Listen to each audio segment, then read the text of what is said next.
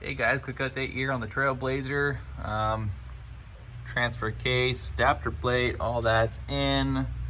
Transmission 4L80 is in. I was able to use my factory range switch. This had to shorten the rod factory all the way as short as it could go, so it's still good. Clipped on there, plugged in good. Range switch plugs in just like stock, which is nice. The pan's a lot deeper though, so I had to totally customize the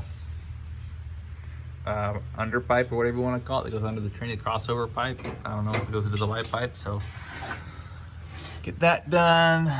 Converter was all bolted up.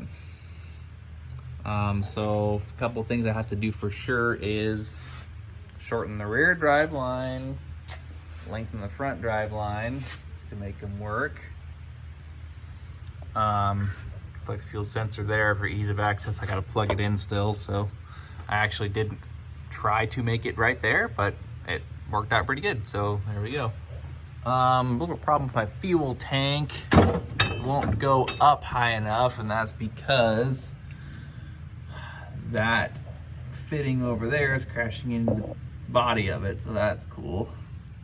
I was not anticipating, or I didn't anticipate all these wires being as terrible as they look, but the problem is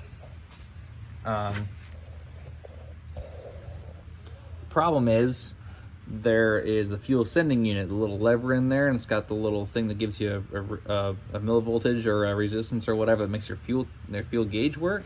I didn't know which wires did what when I put it in there, but now that I've got it together, I realize that I don't think it matters, because if you plug them in one way, you get the exact same ohm reading as you do the other way. So we'll see. If the gauge doesn't work, I'll cut them and turn them around and then shorten the wires at that point. But for now, it is the way it is. So yeah, it's coming together finally.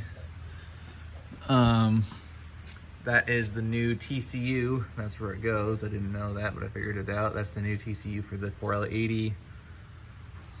And I'm so very torn on whether to put my transmission cooler, this guy here, which is really nice unit. It's got a fan and got AN fittings to barb for both sides. Where to put it. I was thinking about ditching the rear spare tire and putting it there. Other option is just to use the factory one in the radiator. I mean, I'm not gonna tow anything with this thing.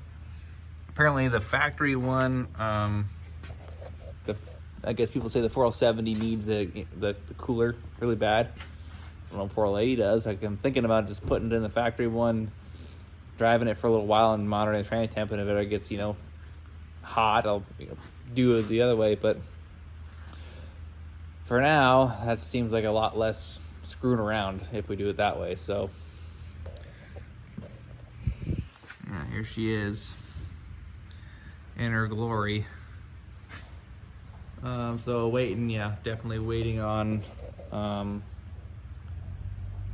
I could just plug in my factory cooler lines in there, fill it up with transmission fluid, get the drive lines made, and we could drive it.